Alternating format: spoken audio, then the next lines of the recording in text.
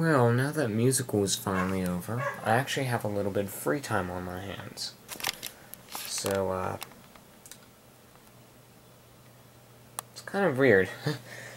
I'm a very well-rounded person. I'm in cross-country and track, which is pretty much year-round. I do musical, I'm in concert choir, I'm in show choir. Well, I'm going to be auditioning for show choir at the end of the year. And then I'm also a complete nerd when it comes to computers, and just about any other type of technology. So, this is a Dell Dimension 8250, I believe, from 2003, which I've had for a while, but wasn't able to use until recently because I didn't have a hard drive for it. But I recently found one in the attic of all places. It was blank, nothing was on it, so either somebody wiped the hard drive and put it up there, or they just never used it. So I installed Windows XP Home Edition Service Pack 2 on this computer. I'm going to show you.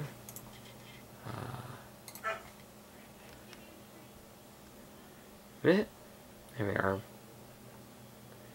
And then 512 megs of RAM, Pentium 4 processor with 2.52 gigahertz. But basically I got this computer, or I started using this computer just to fool around with stuff. And, unfortunately I can't get internet to work on it, because I don't have any sort of wireless. Basically, our house was built in the 70s, and it pretty much has not been internally modified since then. I mean, sure, the walls have been repainted, the outlets have gotten new plates, but other than that, nothing's really changed. Because of that, there are no network jacks anywhere in the house, except downstairs where the internet comes in through the cable provider or whatever. So that, down in the basement where our router is, those are the only places where you will find Ethernet jacks. So the entire, pretty much everything in our house that uses internet gets it off of Wi-Fi. And this computer does not have internal Wi-Fi. I am trying to get some sort of USB Wi-Fi antenna or an internal Wi-Fi card. But for now, this computer will have to remain without internet connectivity. What I tried doing was bridging the internet my laptop was receiving over Wi-Fi through the Ethernet to the laptop, or to the desktop, and it actually worked for a while, and then for some reason it just stopped working, even though I hadn't changed anything or bumped anything.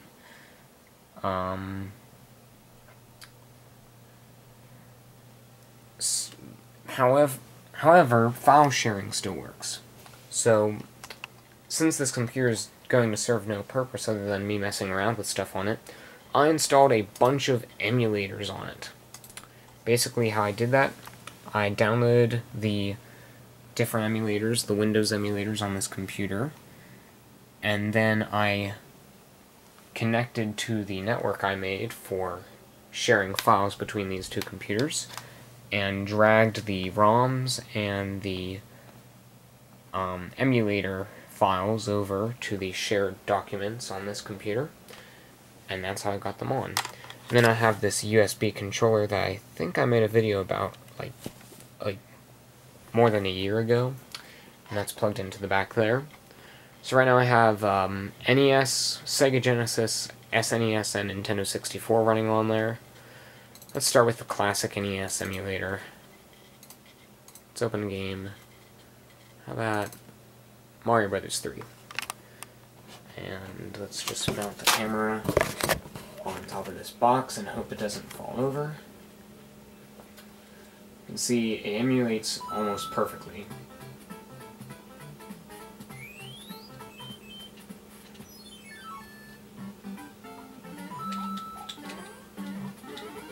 Everything's accurate, there aren't any glitches or anything with the video or the sound. Controller's responsive, there's no input lag. And of course the picture's nice and sharp because it's being displayed on a 1024 by 768 VGA monitor rather than through RF or composite video. So the picture quality is definitely a lot better than on an original NES. Of course, nothing actually beats playing these games on the original systems. And I have all the original systems. I mean, up there's my NES, and then down there's my Super Nintendo and Nintendo 64, and over there's my Genesis. But, you know, this is still nice to have sometimes, especially if you have a rarer game that you can't find physically. But let's get out full screen. Let's do one more game. How about Megaman? The original Megaman.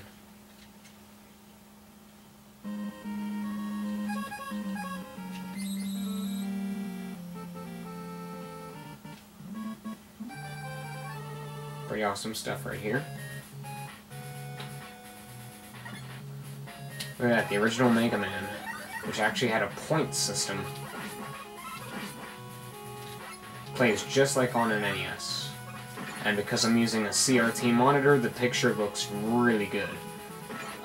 The picture would not look this good if I was using an LCD monitor.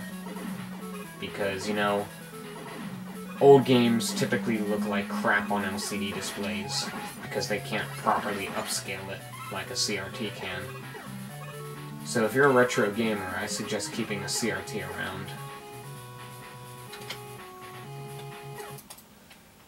In fact, I will say I have emulators for NES, SNES, all that stuff on my laptop.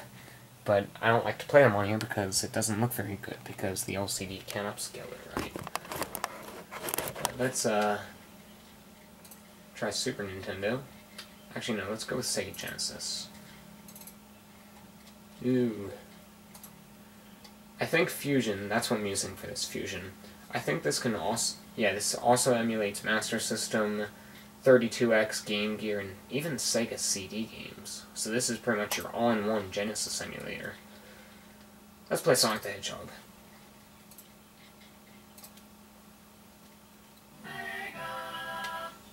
There we go. Doesn't that look nice?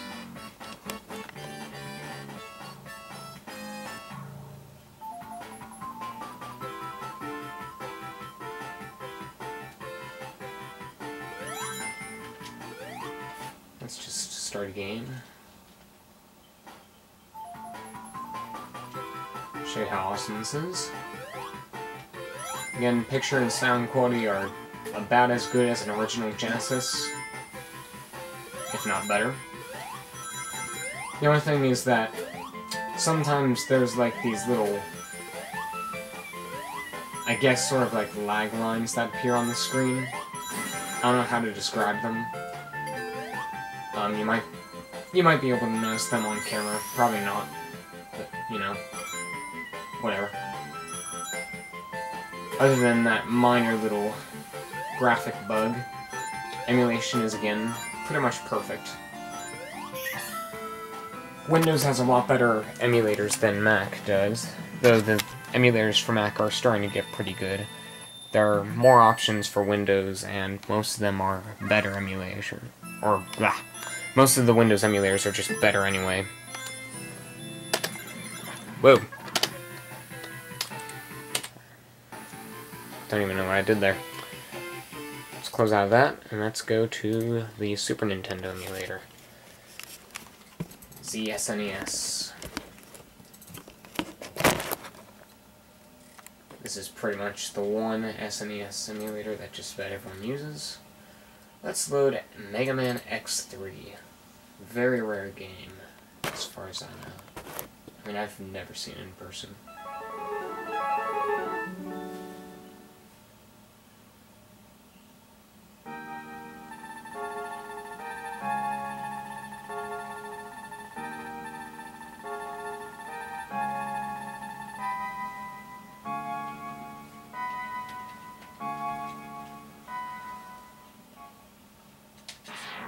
Start a game.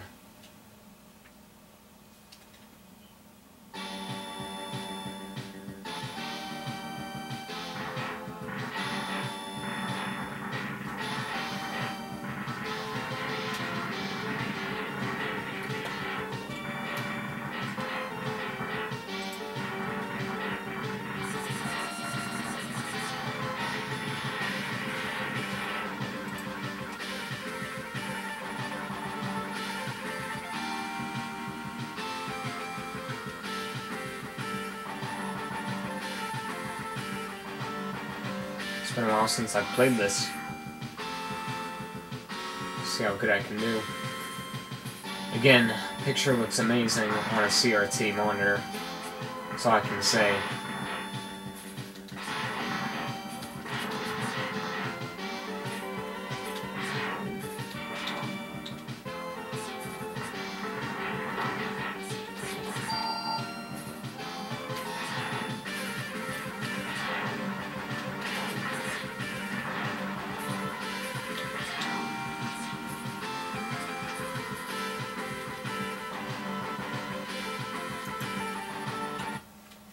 Enough of that. So what other games I can play? Super Mario Kart. I love this game. This is the reason I bought a Super Nintendo.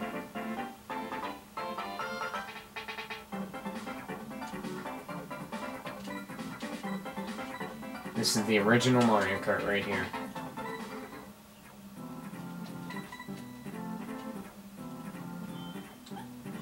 Let's do a flower cup race.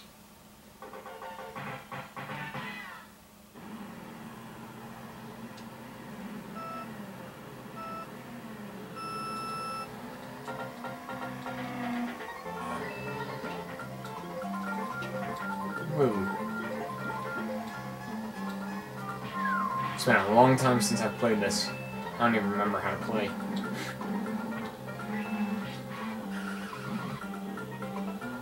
Yeah, you can definitely tell I haven't played this in a while. I'm sucking.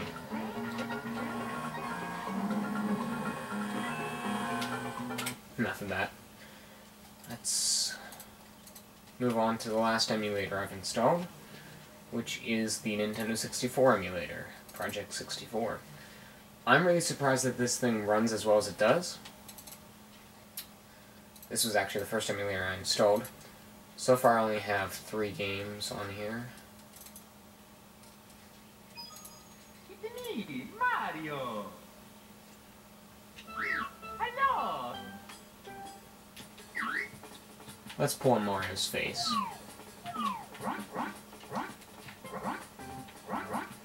Let's mess up Mario's face. I love doing this.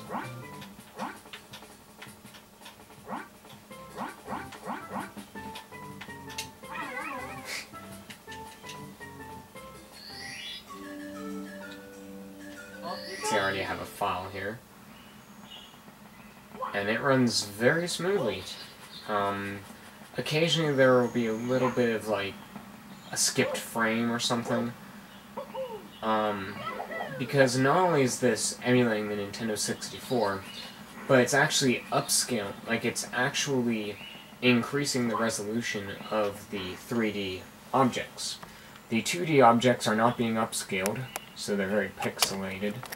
But all the 3D objects are actually rendered at a higher resolution than on the original Nintendo 64. So rather than being like a really crappy resolution, I think the most the Nintendo 64 could do is 480p. You can render this at any resolution. So right now it's rendering all the 3D stuff at 1024 by 768, and it looks very nice. It definitely looks better than playing on the original Nintendo 64 through composite video, or even S-video. Of course, there are some drawbacks. On this controller, the analog stick isn't quite as precise as on the original Nintendo 64, so sometimes it can be a little bit harder to use it. But it still works quite well. And again, there's no input lag or anything. Everything works great.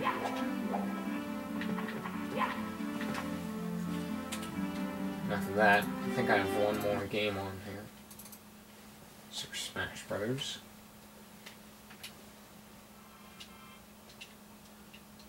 Classic game, of course.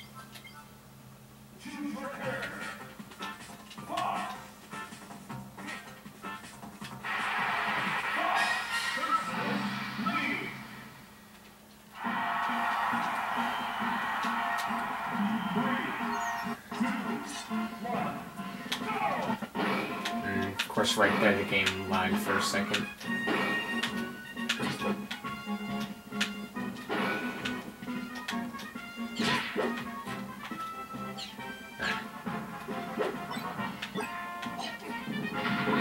course, the emulation isn't perfect. A couple of the animations don't emulate perfectly, but what can you do? I'm already very pleased by the performance of the, very pleased by the performance of the Nintendo 64 emulator on this thing. I'm surprised it could handle the 3D objects so well, because I tried installing Roller Coaster Tycoon on this thing and it didn't really run that well. But whatever. That's all for today. Those are the different emulators and ROMs I've installed on here. I'm probably going to install more emulators for different systems as well as more ROMs. I mean, I'm not going to be using this for anything else. I've got 40 gigs of free space. I could probably fit every single Nintendo and Sega game on here, because these older games don't have very large files. But, that's all for today. That's my video showing, old video games being emulated on a 12-year-old Pentium 4 computer. So if you ever want to use for your old computer, you can emulate your old video games on it, and they'll actually work properly, because sometimes on these newer computers, older games may not run properly. But that's all for today. Thanks for watching.